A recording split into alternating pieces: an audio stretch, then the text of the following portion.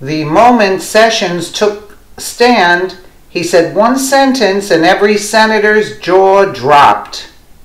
Attorney General Jeff Sessions addressed the Senate Intelligence Committee on Tuesday, and he came out swinging. You gotta see the amazing video below. See the even better video at the bottom of the article.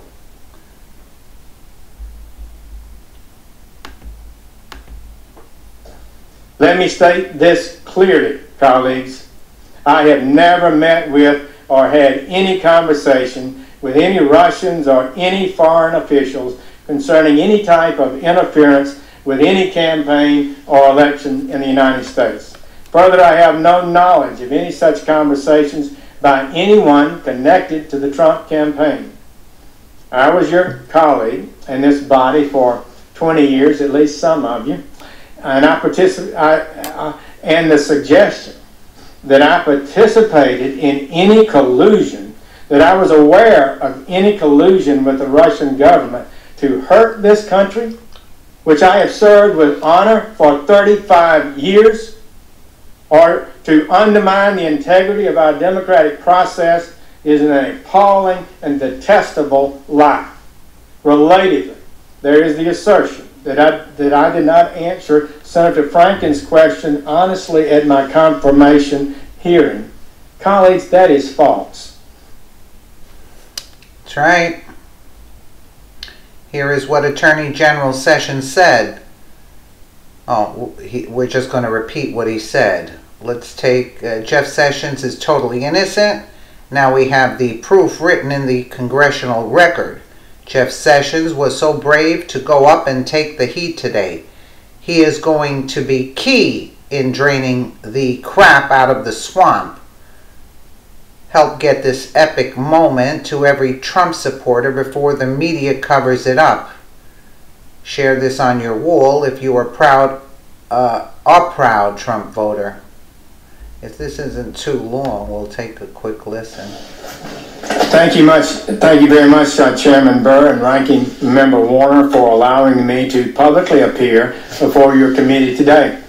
I appreciate the committee's critically important efforts to investigate Russian interference with our democratic processes. Such interference can never be tolerated, and I encourage every effort to get to the bottom of any such allegations. As you know, the Deputy Attorney General has appointed a special counsel to investigate the matters related to the Russian interference in the 2016 election.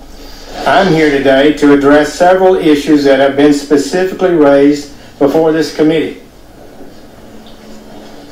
And I appreciate the opportunity to respond to questions as fully as the Lord enables me to do so. But as I advise you, Mr. Chairman, and consistent with long-standing Department of Justice practice, I cannot and will not violate my duty to protect the confidential communications I have with the President. Now let me address some issues directly. I did not have any private meetings, nor do I recall any conversations with any Russian officials at the Mayflower Hotel. I did not attend any meetings at that event separate. Prior to this speech attended by the President today, I attended a reception with my staff that included at least 24 people and President Trump, though I do recall several conversations that I had during that pre-speech reception. I do not have any recollection of meeting or talking to the Russian ambassador or any other Russian officials. If any brief interaction occurred in passing with the Russian ambassador during that reception, I do not remember it. After the speech, I was interviewed by the news media. There was an area in a different room, and then I left the hotel. But whether I ever attended a reception where the Russian ambassador was also present is entirely beside the point of this investigation into Russian interference in the 2016 campaign. Let me state this clearly, colleagues.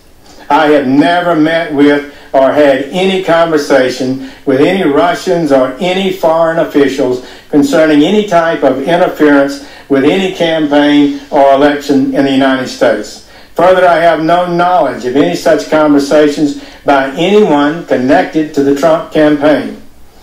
I was your colleague in this body for 20 years, at least some of you, and and the suggestion that I participated in any collusion, that I was aware of any collusion with the Russian government to hurt this country, which I have served with honor for 35 years, or to undermine the integrity of our democratic process, is an appalling and detestable lie.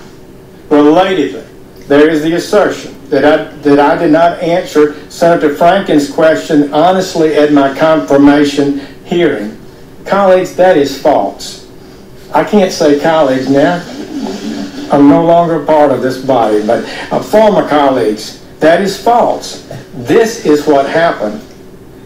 Senator Franken asked me a rambling question after some 6 hours of testimony that included dramatic new allegations that the United States intelligence community, the U.S. intelligence community, had advised President-elect Trump, quote, that there was a continuing exchange of information during the campaign between Trump's surrogates and intermediaries for the Russian government, close quote.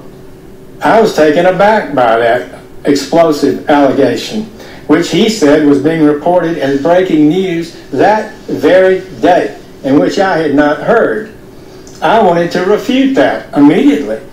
Any suggestion that I was part of such an activity, I replied to Senator Franken this way, quote, Senator Franken, I'm not aware of any of those activities. I have been called a surrogate a time or two in that campaign, and I did not have communications with the Russians, and I'm unable to comment on it. Close quote. That was the context in which I was asked the question, and in that context my answer was a fair and correct response to the charge as I understood it. I was responding to this allegation that we had met, surrogates had been meeting with the Russians on a regular basis. It simply did not occur to me to go further than the context of the question and to list any conversations that I may have had with Russians in routine situations, as I had many routine meetings with other foreign officials. So please hear me now. And it was only in March, after my confirmation hearing, that a reporter asked my spokesperson whether I had ever met with any Russian officials. This was the first time that question had squarely been posed to me.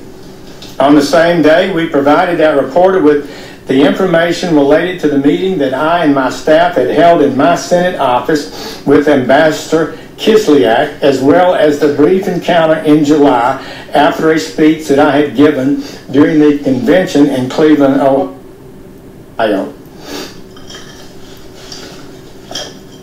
I also provided the reporter with a list of 25 foreign ambassador meetings that I'd had during 2016. In addition, I provided supplemental testimony to the Senate Judiciary Committee to explain this event. So I readily acknowledge these two meetings, and certainly not one thing happened that was improper in any one of those meetings. And there you have it, folks. You know what I don't understand is how come they're putting the Republicans and we don't have any Democrats like Hillary Clinton, Loretta Lynch answering questions. That's what I don't get.